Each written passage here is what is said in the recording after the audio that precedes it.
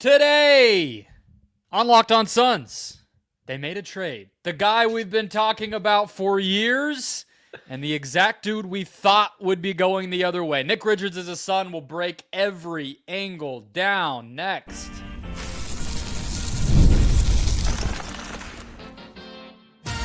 You are Locked On Suns, your daily Phoenix Suns podcast, part of the Locked On Podcast Network, your team every day.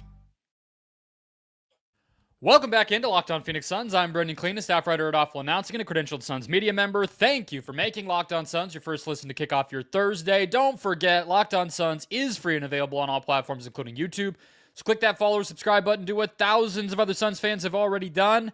Become an everydayer and get locked on to the Phoenix Suns right here each and every day. Today's episode brought to you by the FanDuel Sportsbook. From the first whistle to the final drive, FanDuel makes the NFL playoffs even more exciting. Right now, new customers can bet $5 and get $300 in bonus bets. That's literally the best deal that they've ever given us since they've been sponsoring the show with that first bet win. Visit FanDuel.com to get started. Joining me, as always, from the wonderful West Valley, my fellow Suns credential media member. How are we feeling? Late on a Wednesday, a trade Wednesday, Ben Garcia. Brendon, do you hear that? Is that angels in the distance? Nick Richards, the Phoenix Suns savior?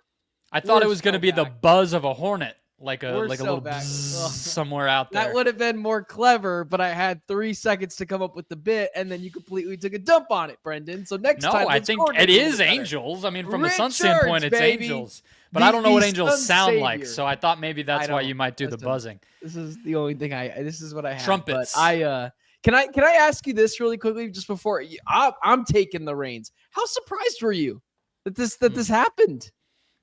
Yeah, I think I gave you my opinion that it would be at least a little bit longer if we were hearing other names like a doo-wop wreath and that sort of thing. But yeah, it happens right here. We'll talk about kind of the price and, how much does this help them, as well as what it means for the rest of trade season here with about 3 weeks to go. But I was surprised, Ben. I'll let you tell me how surprised you might have been and what your reactions were, but I'll tell the people what the details were first, which was that Josh Okogie, who was signed to this contract, basically, with the obvious idea that maybe he would be traded, is going to Charlotte. The Suns sent all 3 of the second-round picks that they had at their disposal, but they are getting another second-round pick, also from the Nuggets, so kind of a swap there more so than sending 3. They really just sent 2 plus got 1 swap, and of course Nick Richards coming back as well. What was your reaction when you saw this come down like mid-afternoon on Wednesday? Yeah, so normally I'm super on top of this stuff, but I'm in a work meeting when it goes down, and I hope none of my newly acclaimed colleagues see this because they know I'm on this show. They find it very cool. I went and I said, looks like I got to use the restroom. Fired off a couple of tweets from a meeting that I was in. I was already late to it because I got the Bleacher Report notification. It said 12 minutes, and I was like, oh, man. And that's when I texted you. And I'm not surprised the trade went down.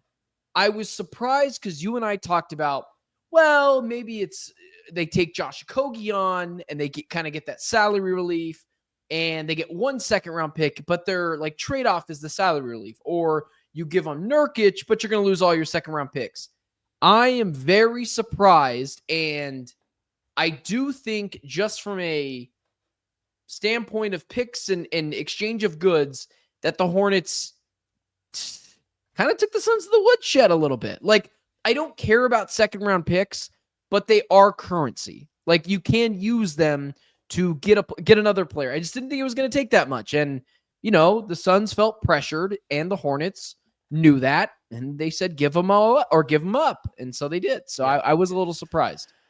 Yeah, I would say I was too, but obviously the swap helps. I would say from a player standpoint, well, before I get there, actually, you want to know where I was when, first of all, I found out that this trade happened from your text. And then I went in and looked. I don't have the Twitter app on my phone for health. We'll just call it general health, general well-being. Probably smart. So I miss some of this stuff from time to time. But I was dealing with changing the battery out on my wife's car. We were in a Costco parking lot, and somehow I screwed something up along the way. So then we had to call AAA to help us install the battery that we had just gotten, because Costco doesn't do that. They're just a tire center, but they sell batteries. So I was in the middle of all of that. My hands are like, disgusting.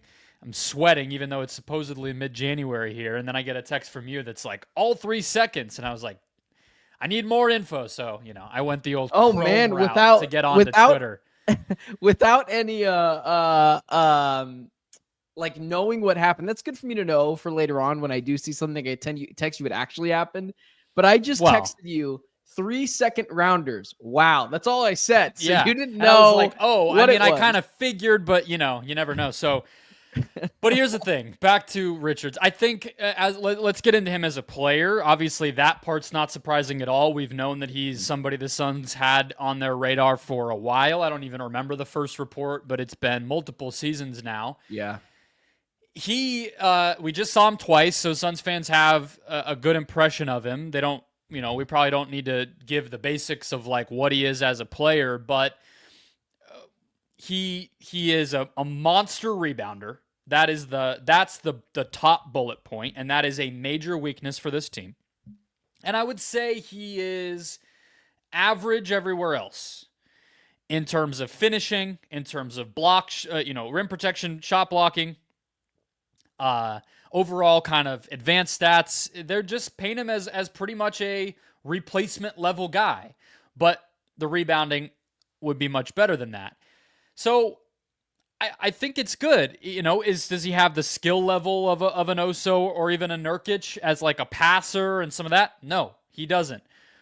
Does he, have the switchability, let's say, of somebody like Oso? No, doesn't really have that. But he is exactly the type of center that can be a lob threat, can be a deterrent, at a big body in the right spots around the rim, and can rebound.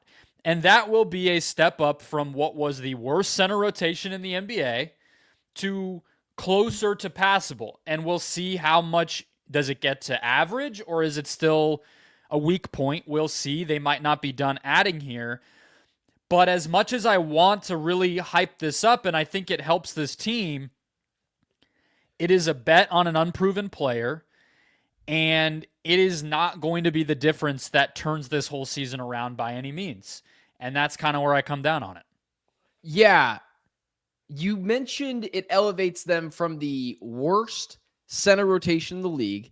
And it's so funny because I kind of mentioned that, and you did the same thing I've seen other people do, think not the worst. And you're like, oh, no, wait, it is the worst. Where are they at now? Like, where would you put them? I know you just said a second ago passable, but is it the 20s? Is Richards that good enough to elevate you there? No, it's the 20s. I mean, one of the weird things is that, like we've talked about, a lot of the worst teams actually have good centers. I would say the Pelicans have actually been the worst. I don't know. Misi's good, but he's a rookie. He's good for a rookie. Yeah, and besides that they don't really have anybody. But other than that, I guess the Nets are pretty ugly. We don't have to go through, but I don't think that this is.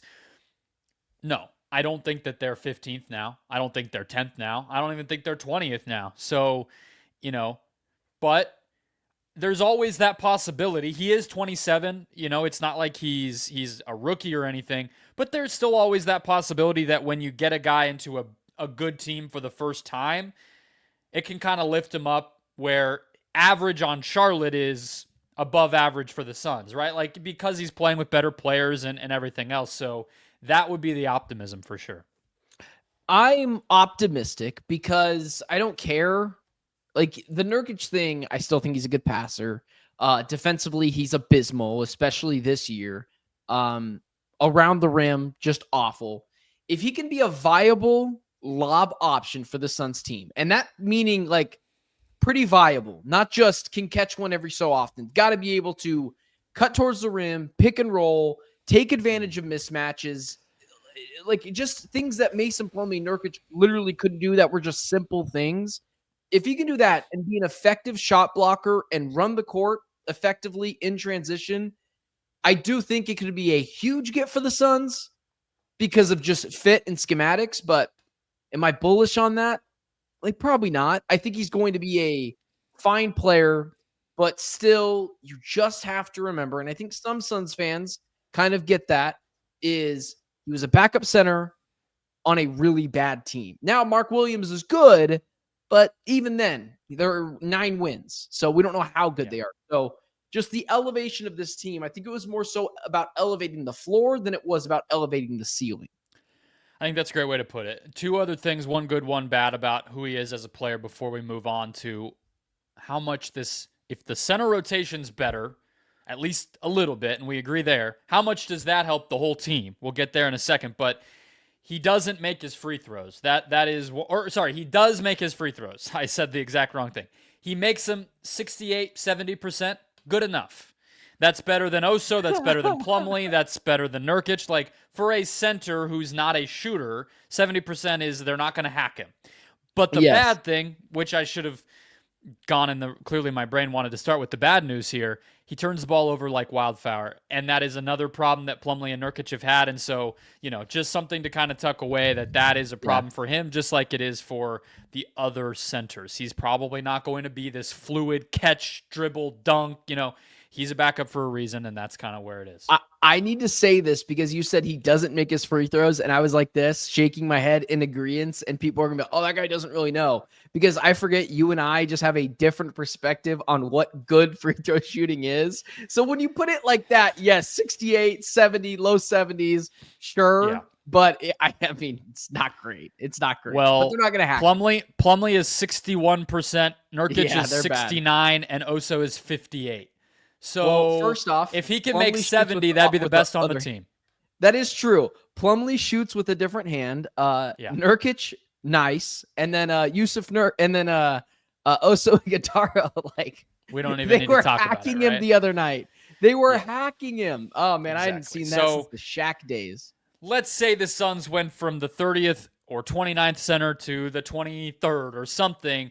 How much does that difference change this team's outlook for the rest of the season? Next. First, today's show brought to you by the FanDuel Sportsbook. From the first whistle to the final drive, FanDuel makes the NFL playoffs even more exciting.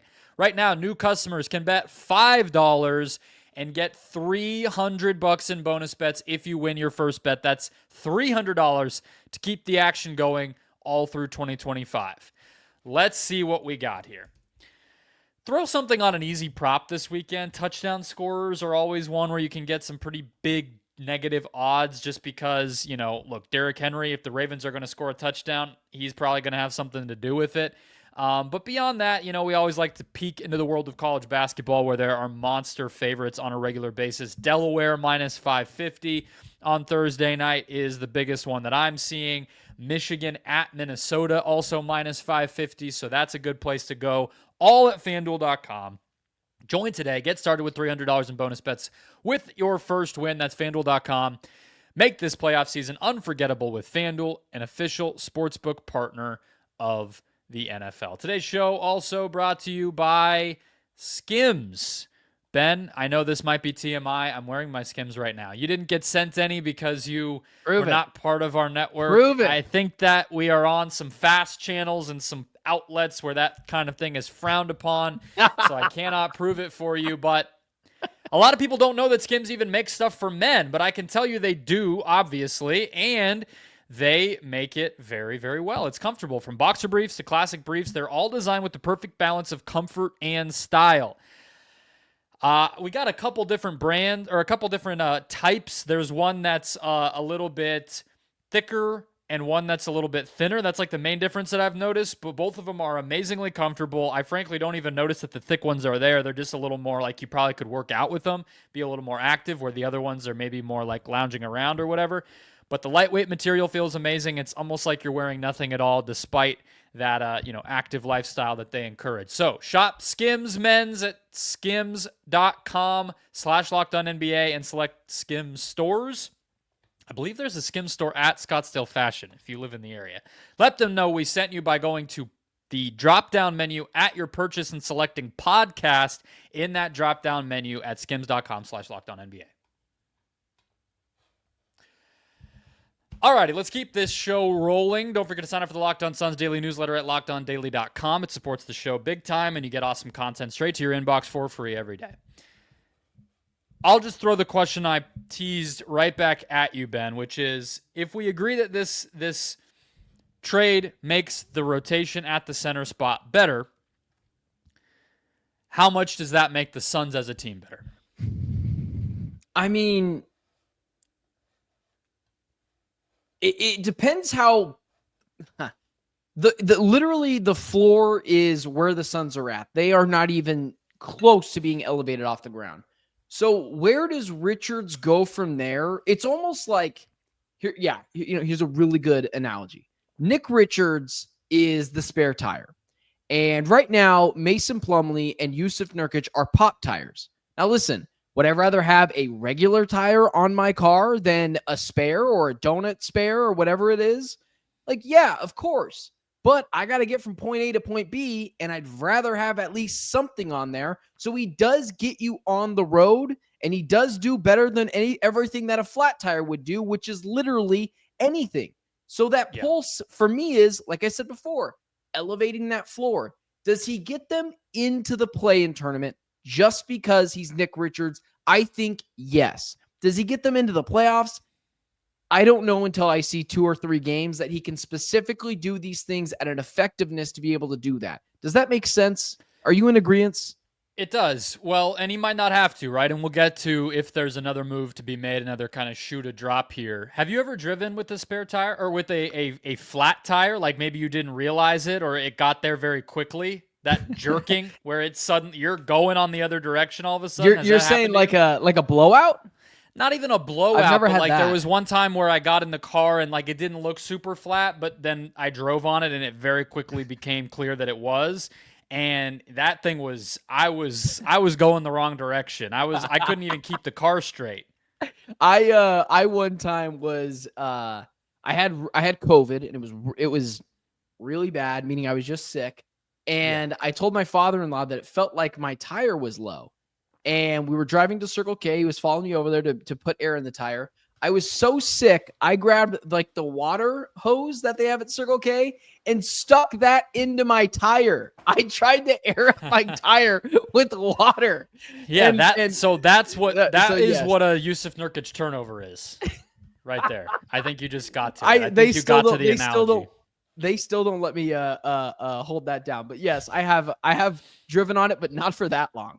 Usually I know. Me neither. I very quickly was like, okay, I'm pulling over. I gotta call in, reinforcements here. But yeah, I think that's a good way to put it. And I would probably agree. Like I said, I imagine Gambo already reported that Nick Richards will likely start for this team. No surprise to anybody.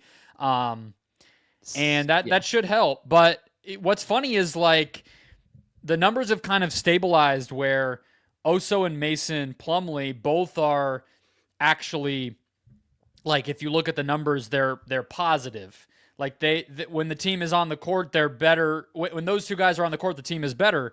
But it's just sort of hard to parse out, like, is that because the small ball lineups have been not great and Nurk was so bad that it's just sort of, what you're comparing it to? And I think that's kind of what we'll see. Opponents, who else is on the court, all that stuff can be noisy there, but I think it'll help. My other question here, though, kind of on this note is, are they going to go back to playing 3 centers, or what would you do with the rotation there?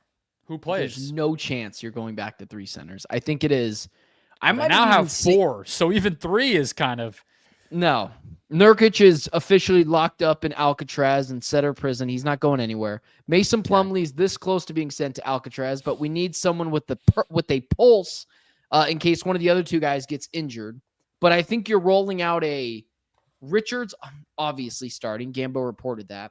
Oso coming into the bench, but you're going to mix in a lot more small ball. You're not doing this 3-4 center musical chairs thing, matchup dependent. No, you're sending him to Alcatraz, and then the other guy's on the waiting list to Alcatraz. I don't know. What would you do? Doesn't that make sense? Yes, I could honestly see them playing all 3, though. By all 3, for the time. Plumlee? Yeah, at least for the time being, because I could see Bud doesn't know Richards, right? Like, obviously, we all know he's better, but like, what what lineups is he best in? How do you deploy him? Is he gonna, if he struggles with learning the defensive scheme and you're worried about foul trouble, do you just sort of say, hey, we're gonna roll with all three for now, but everybody needs to be a pro? That's kind of what they did at the beginning of the season, and Nurk ended up being the odd man out, so I could see it kind of being similar. But did Nurk intentionally give himself the flu? Was he licking toilet seats? I don't know. Did he get in? I mean, Tyus and Oso had it last week. Did he get in their faces? Did he pull a Rudy Gobert and just touch everything after? I don't know. Right after they got the flu, then all of a sudden we start hearing Nurkic's name in these Charlotte rumors, and then all of a sudden he doesn't go to Charlotte and he's sick. So I'm just saying, if I were Yusuf Nurkic, there'd be crazier paths to take if I like the weather in Phoenix than to just go ahead and try to get myself sick. I mean, that's all I'm saying. I'm not saying he did it. I'm just saying if I was him, I might have done it. I just want to know what they do with him now. Like, we're going to talk about what comes next in just a second here, right? But I'm curious to ask you, does this mean, and because if you're trading Nurkic now, you're not likely, unless you're trading 2031 pick with him, you're not getting anything back of relevance. So I guess what I'm circling around to is Nurkic is on this team until his contract runs out, right? Or until potentially next trade deadline when he's not. Yeah, I could, this offseason, maybe next deadline potentially. If not that, they could even just buy him out at a certain point because there's no need. You're paying him either way. Why keep him on the roster, whatever. So probably not like all the way through the 2026 offseason, but he's on the team for the rest of this season. And I'm a little less like worried than some people about, like I saw some people in our YouTube comments. I know you were kind of saying it with regard to like the unfollowing nonsense, and that is all immature. And he, the suspension, everything else, he doesn't deserve the benefit of the doubt at this point. But the child, I also don't quite think he's gonna like make this thing ugly. I just think like they just traded for a guy. The team's trying to win. You're getting paid. Like, I mean, I just think if he goes any further, people are just he's gonna become a joke to these guys. Yeah, right. Yeah, like, come on, 100%. I already don't think that I have flipped so hard on Nurkic because of some of his antics on and off the court over the past couple of weeks, which I'm totally fine with.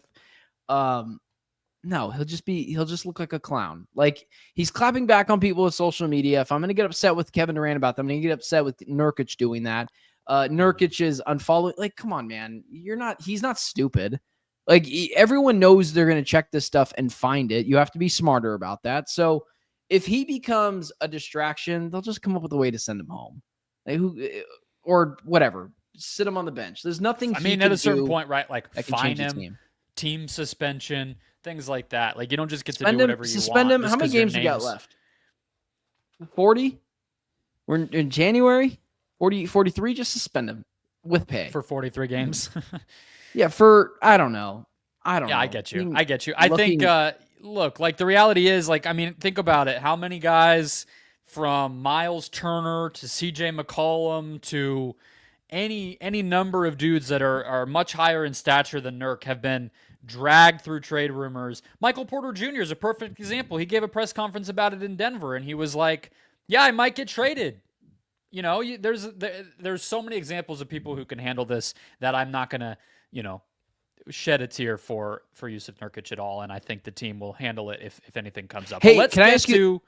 Yeah. I was just going to say really quickly, because of the Suns, what is perceived to be a little bit of a circus right now, a little bit of dysfunction. Do you think J.O. is at least a little happy to just be out of the circus? I mean, he might. You think it might feel he at least play more in Charlotte? Well, he's getting paid $6 million. I couldn't care less if the dude goes and plays at the rec center instead of playing with Charlotte, like whatever. But do you think like it at least just feels like all right, at least I'm out of that environment. It's just, it's too much. Failed expectations so far. Do you think there's any sort of relief in that? Because I do think there's something to that if you do think so. Okay. Yeah, although the Hornets, you got a Miles Bridges over here. You got but there's no expectation. Losing team over there. I forgot. You have that. Everybody hating on LaMelo.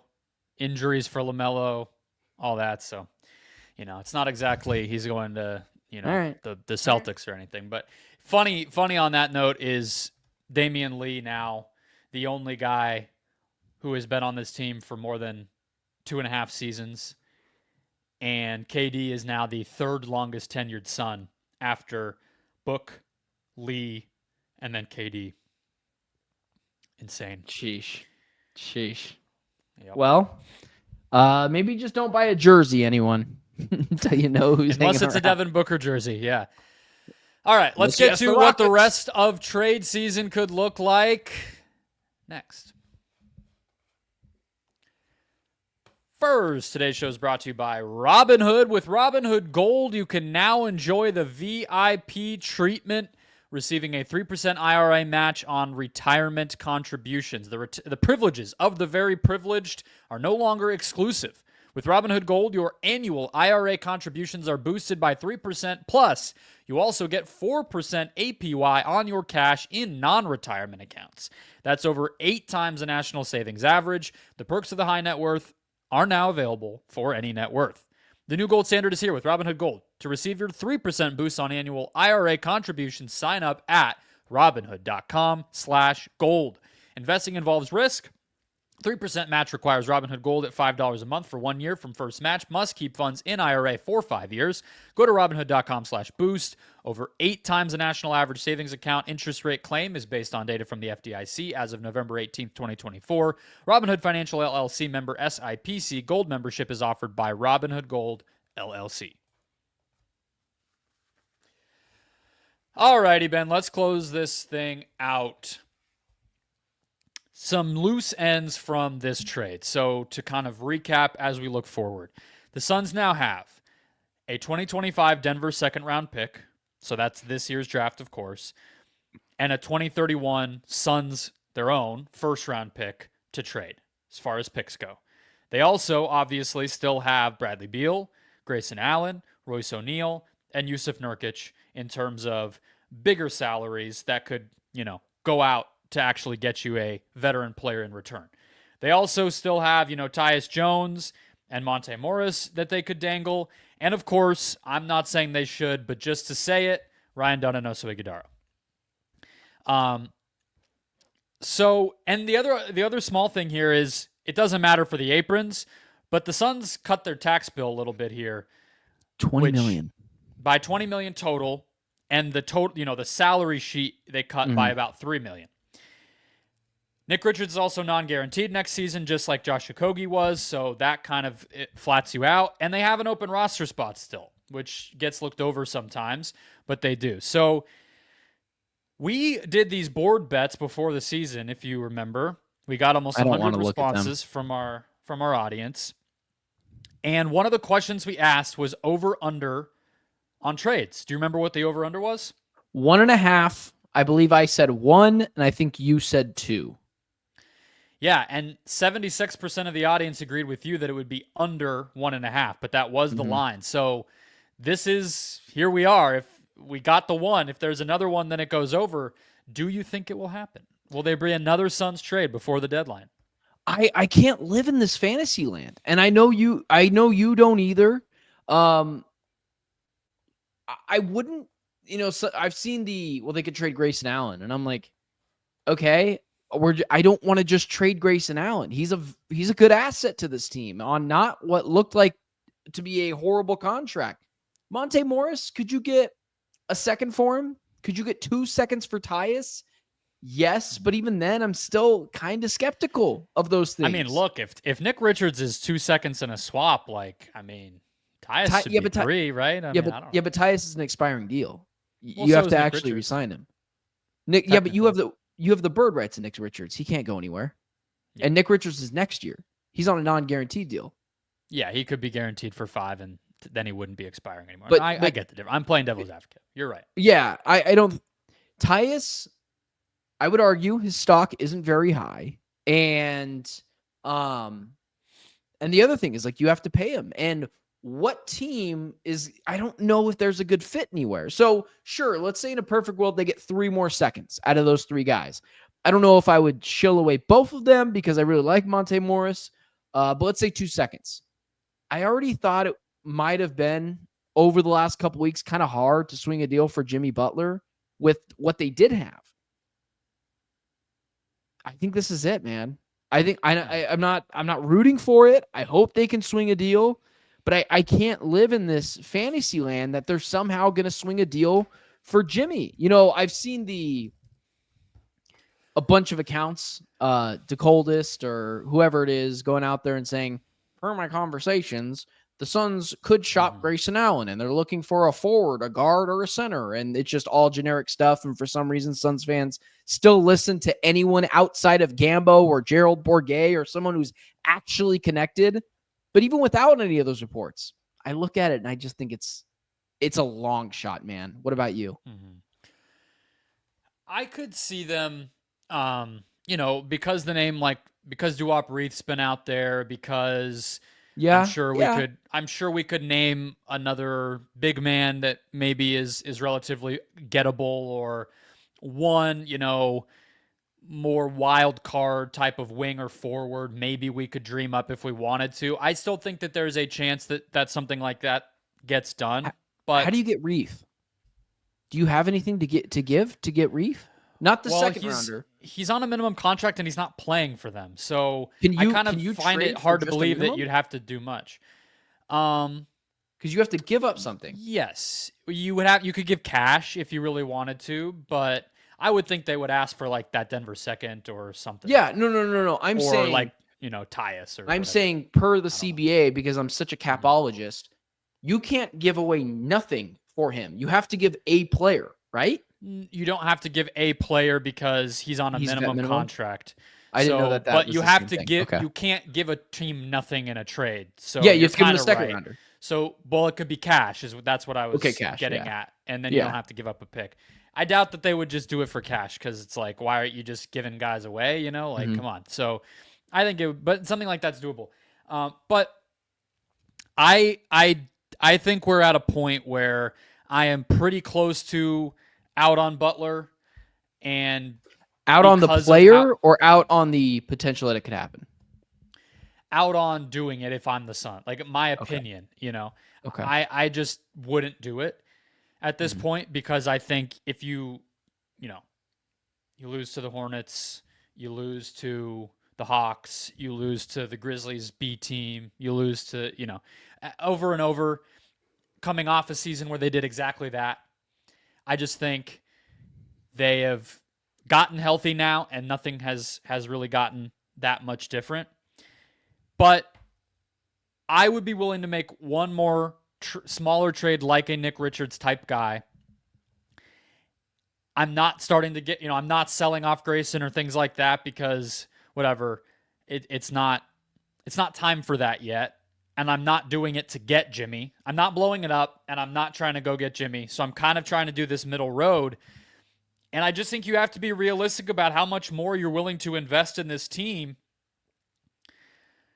with the glimmer in your eye that a reset is going to be the first thing we're talking about the moment they get eliminated from the playoffs, if it gets ugly again. I can tell you right now, you and I will be doing a show the week that they get eliminated, if it's in the play-in, if it's in the first round, and certainly if they don't even make it, and we're going to be saying, is it time to blow it up? So if that's already potentially 3 months from now, we're going to be doing that, you got to be careful about how much more you do. So I think moves like this, you can say, we got a point guard in the offseason, we tried a center, we drafted some a big and a wing. We tried it. Give yourself a shot to try it and feel like you went for it to the realistic maximum extent that you could, but don't go too far, because you'll regret it.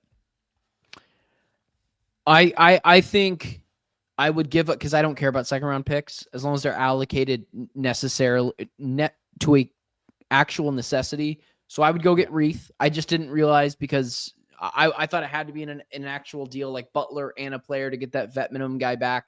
Didn't realize you could just send the second and get a vet guy back. I would do that. I would just send over the second round pick and get him, which I think is more than enough to get a player that is a complete and utter flyer. And then I'm done. I can't even entertain the thought of getting Jimmy because I don't think it's a possibility anymore. I don't think it was a possibility before. I think Jimmy's still trying to make it happen, but no, it's not gonna happen. You know what I have to say to that? There's other teams who expressed a willingness to potentially pay him, and he told Chris Haynes to tell them to go shove it. So he can deal with the ramifications of not getting paid if he doesn't end up in Phoenix because he didn't have to do that to himself. Well, listen, Brendon, per my conversations and sources that I made up, I'm hearing that Jimmy Butler will be here for Beal and a 2051 first rounder. No, that's way too specific. What you got to do is I'm hearing that the Suns are really onto something right now. I'm hearing there's a lot of energy in Phoenix right now. That's how you do it. Oh man, never mind. I'm not gonna give We these. don't have to be specific, but hey, I do want to be specific because I'm not even talking about the people on Twitter who are just fans who, maybe feel like they have information. Like I'm not even gonna get mad at those people. Whatever. It's the idiots on there that cosplay as, yeah. Just stop. You don't know anything, and I can't believe Suns fans fall for it. That the Suns are looking into a lot. I always just want to be like, what are you reporting? You're just saying words, and like you're just putting something out there so that if anything happens, you can say that's what you were referring to, and you get a little adrenaline hit out of it or whatever. And I'm talking about the actual not established, the people that act like they're established reporters with a face and a name, who if you type their name and say Beetlejuice 3 times, they pop up in your mentions or your DMs in my case. I can't stand it. I just can't believe Suns fans fall for it. Like Shams when he drops for Gambo, a mess now. But when Gambo and Shams drop something, they're like, hey, the Suns are interested in Nick Richards. This is what could happen if it could happen, or Reith. And I'm like, and instead they go for like the bottom feeders who are like, well, listen, if I just throw everything out there, I can say I called it. And so just stupid. I go after these people because I feel like you and I are like trying to protect the Suns fan base. Like, hey, there's no truth to this, but they still fall for it every time. On Thursday, when people hear this, we will be T-minus 3 weeks from the deadline. Plenty of time for things to change and stuff to happen. We will be right here covering it every step of the way. In the meantime, Suns Wizards, what a marquee matchup in the nation's capital. We will be here for you with a recap of that game here. So hit follow or subscribe if you haven't already. Monday through Friday coming at you, so be coming every dayer, and we'll catch you after the game.